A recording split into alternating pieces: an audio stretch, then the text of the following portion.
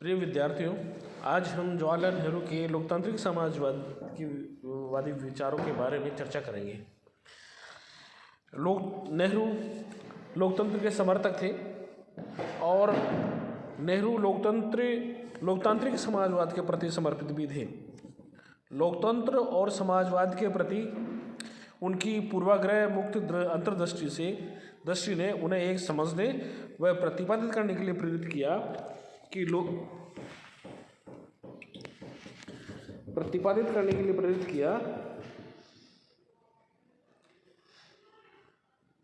लोकतंत्र और समाजवाद के बीच में टकराव नहीं है।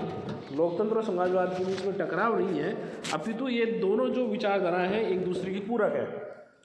लोकतंत्र और समाजवाद एक दूसरे के विरोधी नहीं है, ये एक दूसरे के पूरक हैं। उनका मत था कि बिना समाजवादी आग्रहों के लोकतांत्रिक भावना और वास्तविक रूप नहीं ले सकती है। उन्होंने कहा कि समाजवाद लोकतंत्र का एक परिणाम है।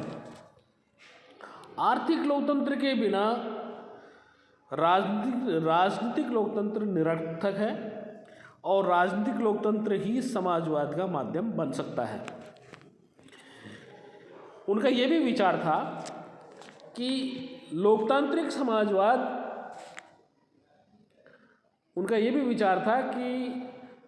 सच्चे समाजवाद की स्थापना लोकतांत्रिक साधनों के माध्यम से ही की जा सकती है। लोकतांत्रिक समाजवाद को भारत के स्वर्णिम भविष्य की आधारशिला मानते थे और उन्होंने कहा कि लोकतंत्र और समाजवाद एक दूसरे के पूरक हैं। उन्होंने कहा कि लोकतंत्र और समाजवाद दोनों की पारस्परिकता है।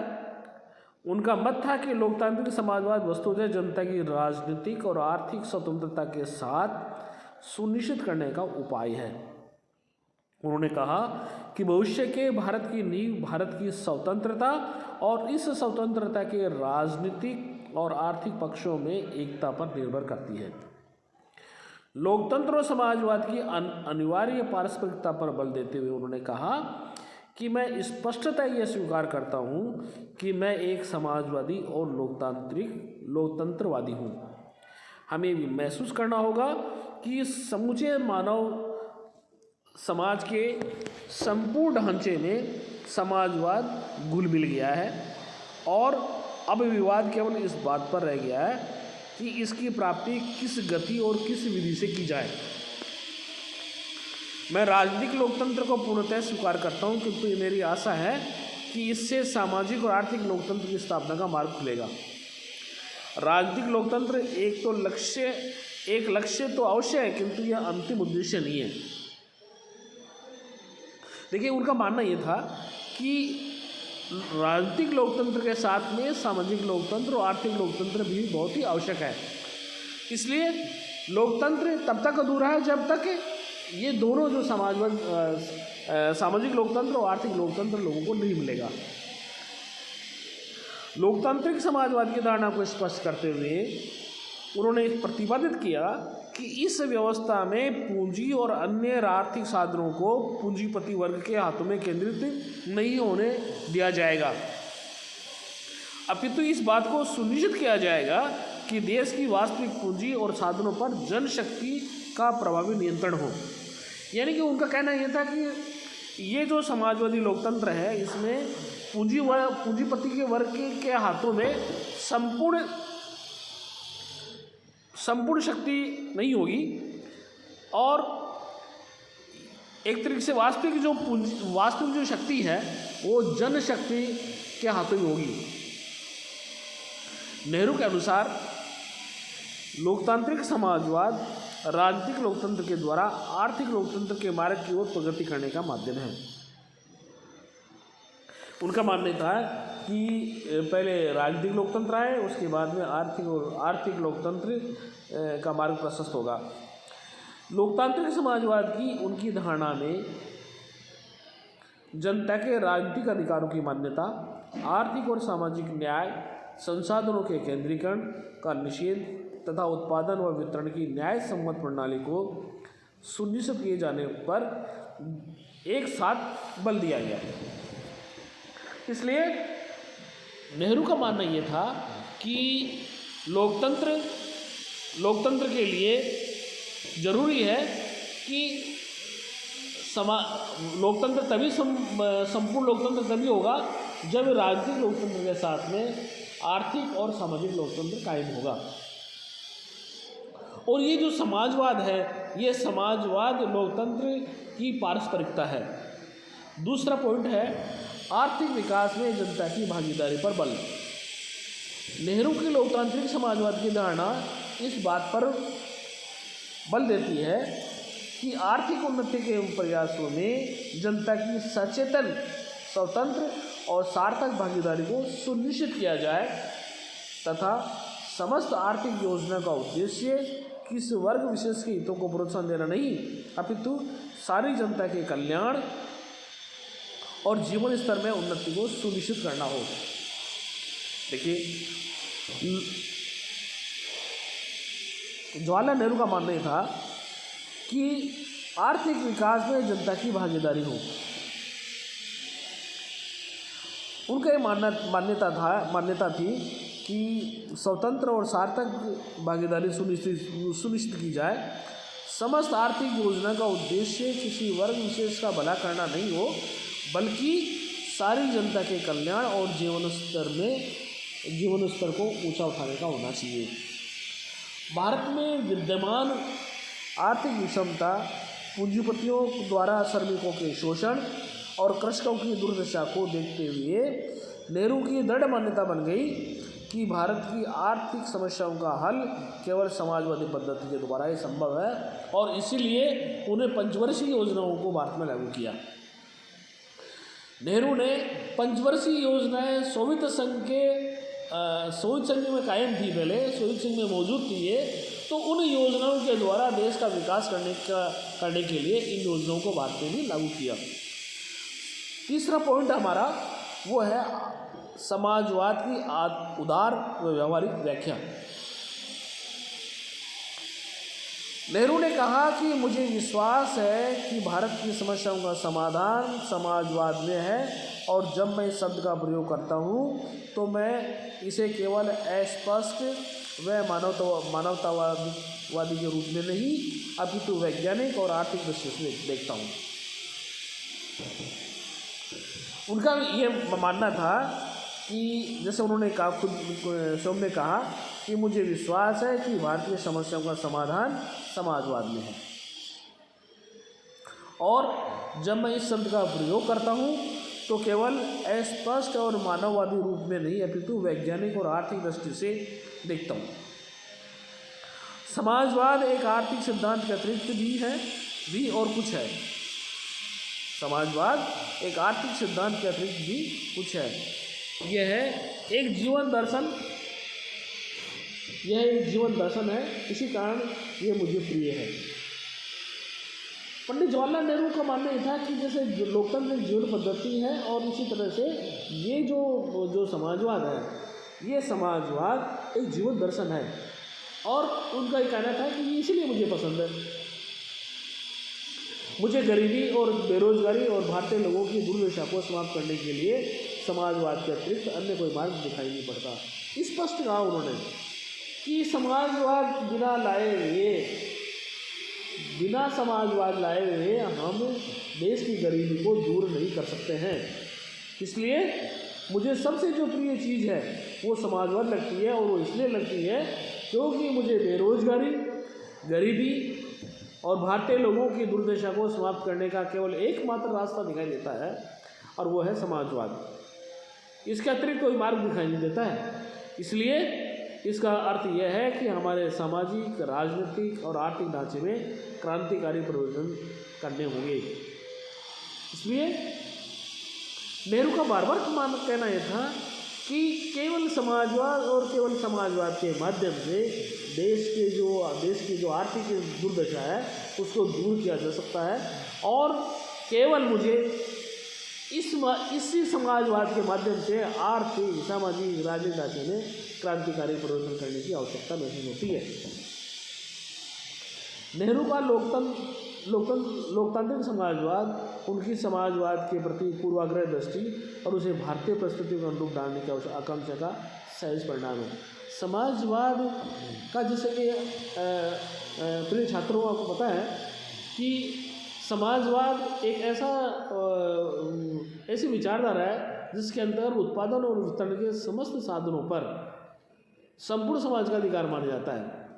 किंतु हमने देखा है कि कम्युनिस्ट शासनों में, सोवियत संघ में, ये जो समाजवादी जो पैटर्न था एक तरीके से सफल नहीं हो पाया उस रूप में। लेकिन देखा जाए तो सोवियत संघ एक महाशक्ति के रूप में उभरा और इससे जो समाजवादी जो साम्यवाद का एक रूप था, समाजवाद का एक रूप था, उसके माध्यम से सोवियत संघ एक महाशक्ति बना। तो नेहरू का लोकतांत्रिक समाजवाद उनकी समाजवाद के प्रति पूर्वाग्रह दृष्टि और उसे भारतीय परिस्थितियों के अनुरूप ढालने की आवश्यकता का सहज परिणाम है। उन्होंने स्वीकार किया कि समाजवाद कोई रूढ़ सिद्धांत नहीं है, अपितु यह परिवर्तनशील परिस्थितियों तथा किसी विशेष देश की पृष्ठभूमि और आवश्यकताओं के अनुरूप ढाला जा सकता है। वे दृढ़तापूर्वक विश्वास करते थे कि भारत में हिंसा और दमन का राज्य शक्ति के प्रयोग के माध्यम से समाजवादी संस्थाओं को थोपा नहीं जा सकता है। उन्होंने कहा कि हमारे समक्ष ये प्रश्न है कि शांतिमय और वैध उपायों से समाजवाद और लोकतंत्र में किस तरह समन्वय स्थापित किया जा सकता है। चौथा पॉइंट हमारा यह है समाजवाद के प्रति नैतिक दृष्टिकोण। लोकतांत्रिक समाजवाद के माध्यम से नेहरू वस्तुतः मार्क्सवाद के आर्थिक आग्रह, गांधीवाद की नैतिक प्रतिबद्धताओं के मध्य समन्वय कर एक व्यवहारिक विचारधारा की खोज करना चाहते थे। अर्थात उनका मानना था कि लोकतांत्रिक समाजवाद के माध्यम से ही एक तरीके से एक व्यवहारिक विचारधारा की खोज करना चाहते थे। वे पूंजीवाद की बुराइयों के प्रति सचेत रहते थे। उनकी दृढ़ मान्यता थी कि पूंजीवाद के अंतर्गत साधनों और धन के वितरण में शोषण, अन्याय, असमानता, तनाव और संघर्ष को जन्म दिया गया है। उनका मत था कि संसाधनों के इस केंद्रीकरण पर प्रहार किए बिना एक कल्याणकारी और न्यायनिष्ठ सामाजिक आर्थिक प्रणाली की स्थापना की जा सकती है। किंतु साथ ही वे इस बात से भी अवगत थे कि आर्थिक उद्देश्यों के लिए मनुष्य के नैतिक परिणामों, उनके व्यक्तित्व की संभावनाओं का दमन करके हिंसा और दमनकारी बल के माध्यम से समाजवाद को स्थापित करने के प्रयत्न श्रेष्ठकर नहीं होंगे। इसी कारण उन्होंने समाजवादी मंतव्यों का अहिंसक और वैध साधनों से स्थापित किए जाने की आवश्यकता प्रतिपादित की। अर्थात उनका मानना यह था कि समाजवाद की स्थापना वैध और शांतिपूर्ण, अहिंसक और वैध साधनों के द्वारा ही इसकी स्थापना की जा सकती है। हिंसक साधनों के द्वारा नहीं होना चाहिए, जैसे कि कम्युनिस्ट शासनों में। औद्योगिकरण और मिश्रित अर्थव्यवस्था की आवश्यकता। नेहरू की ये मान्यता थी कि भारत में औद्योगिकरण का मार्ग प्रशस्त किया जाए तथा उत्पादन की वृद्धि की जाए, किंतु उत्पादनों से होने वाले लाभों को कुछ हाथों में केंद्रित न रख करके जन सामान्य तक वो लाभ पहुँचाए जाए। इस दृष्टि से देश में औद्योगिकरण बहुत आवश्यक है। और उनका मानना था कि राज्य से अपेक्षा की कि वह औद्योगिकरण की ऐसी दशा प्रदान करे जिससे उत्पादन और वितरण की एक न्याय सम्मत प्रणाली को विकसित किया जा सके। नेहरू के अनुसार भारत की आर्थिक कठिनाइयों का निवारण मिश्रित अर्थव्यवस्था द्वारा ही संभव है। यानी कि हमें जो अर्थव्यवस्था का जो रूप निर्धारित करना है वो मिश्रित अर्थव्यवस्था होगी। मिश्रित अर्थव्यवस्था का उनका प्रयोग लोकतांत्रिक समाजवाद के प्रति उनके वैचारिक आग्रह का ही व्यवहारिक परिणाम था। मिश्रित अर्थव्यवस्था तथा आर्थिक विकास की योजनाबद्ध पद्धति के माध्यम से नेहरू देश के आर्थिक परिवर्तनों का ऐसा मार्ग खोजना चाहते थे जिसमें निजी संपत्ति और आर्थिक प्रणाली में किसी पहल पर पूरी तरह निषेध न हो, किंतु केवल व्यक्तिगत लाभ और संपत्ति का शोषणकारी केंद्रीकरण आर्थिक विकास की मूल प्रेरणा न बन जाए। उनकी मान्यता थी कि आर्थिक आयोजनों द्वारा राज्य आर्थिक क्षेत्र में साधनों के विनियोग, उत्पादन की प्राथमिकताओं, मात्रा व निवारण की व्यवस्था का विनिमय कर सकता है। उनका विश्वास था कि बड़े आधारभूत उद्योगों के राष्ट्रीयकरण के माध्यम से देश में औद्योगिक विकास का आधारभूत ढांचा तैयार होगा। उनका मत था कि भारी उद्योगों में निजी पूंजी के विनियोग को रोककर ऐसे उद्योगों को सार्वजनिक क्षेत्र में स्थापित किया जाने से आर्थिक शक्ति कुछ हाथों में केंद्रित होने की प्रक्रिया को रोका जा सकेगा। वहीं चुने हुए क्षेत्रों में निजी पूंजी के विनियोग को अनुमति देकर आर्थिक विकास की प्रक्रिया को गति बनाए रखा जा सकेगा। साधनों के न्यायसम्मत वितरण पर बल।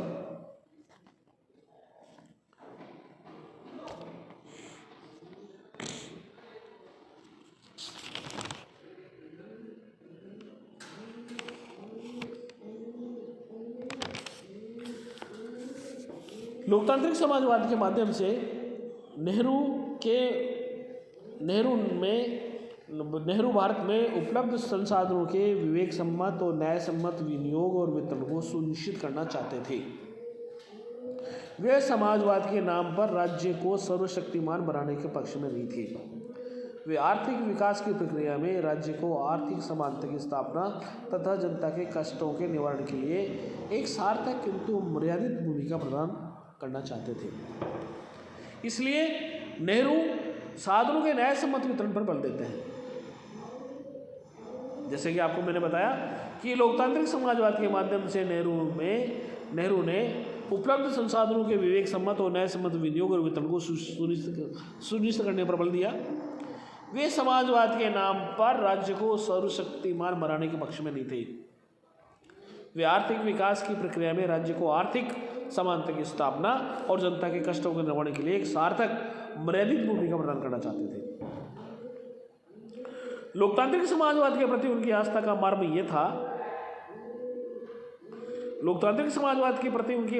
मर्म यह था कि राज्य को पूंजी और पूंजीपति वर्ग की गतिविधियों और हितों को मर्यादित करने के लिए एक सक्षम साधन के रूप में प्रयुक्त करना चाहते थे। कि राज्य को पूंजी और पूंजीपति वर्ग की गतिविधियों को पर नियंत्रण करना होगा। वे ये भी अपेक्षा करते थे कि राज्य स्वयं भी आर्थिक क्षेत्र में अपनी गतिविधियों का निर्धारण मर्यादित तरीके से करे। वे जनता की सहभागिता और आर्थिक शक्तियों के विकेंद्रीकरण को लोकतंत्र व समाजवाद को एक साथ सुनिश्चित करने के लिए आवश्यक मानते थे। इसी कारण उन्हें भारत के आर्थिक क्षेत्र में राज्य के हस्तक्षेप के प्रति नियंत्रणहीन निजी उद्योगों और आर्थिक क्षेत्र में राज्य की सर्वाधिकार के प्रतीक राष्ट्रीय उद्योगों के अतिरिक्त जनता की सहभागिता के प्रतीक सहकारी क्षेत्र के प्रोत्साहन के लिए विशेष प्रयत्न किए। नेहरू की मान्यता थी कि समाजवाद केवल राज्य के कार्यक्रमों से परिलक्षित नहीं होता, अपितु समाजवाद की स्थापना तभी संभव है जबकि समता, न्याय और बंधुता के आदर्श लोगों को आचरण और जीवन के प्रति दृष्टिकोण से पूरी तरह चरितार्थ हो। इसी कारण नेहरू ने लोकतांत्रिक समाजवाद के अपने आग्रह को समाजवादी समाज के निर्माण के संकल्प के रूप में प्रयुक्त किया। नेहरू की कल्पना ये थी कि समाजवादी समाज में लोग गरीबों और साधारणहीनों के प्रति संवेदना, सामाजिक और आर्थिक समानता तथा व्यवस्था को उत्पन्न होने वाले लाभों के न्याय सम्मत वितरण के अपनी जीवन शैली का सहज अंग बना लेंगे। नेहरू के अनुसार समाजवादी समाज एक समतामय समाज होगा जिसमें राज्य के दमनकारी हस्तक्षेप की आवश्यकता के बिना ही लोग शोषण और अभावों से मुक्त